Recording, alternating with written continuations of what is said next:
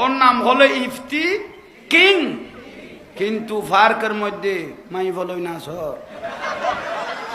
তুই আরে খাইওস ইয়াতে বারে লাইলইস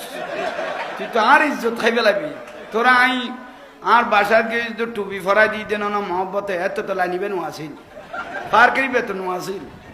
আর অজ্ঞাসী দিবে হো ইফতি এটা করে গেল তুই তো টুপি সারা আসলি বেকাতুন লইস দে তুই ইন্ডিয়ায় তুই উঠ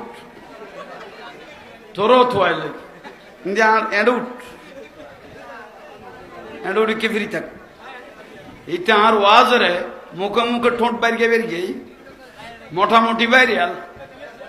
কিন্তু ইদানিং দিতে ফার কর না স্যার আয় আর কান গিয়া ঠানি দে ঠিক নে খলা লাসু না লে লেবাসু না এই ইফতি কিং ঠিক নে খবরদার ওয়াজ গরর আর ওয়াজ টিকটক গরর খুশি লেগে এই এদিকে দেখো ওয়াজ টিকটক করতেছো যা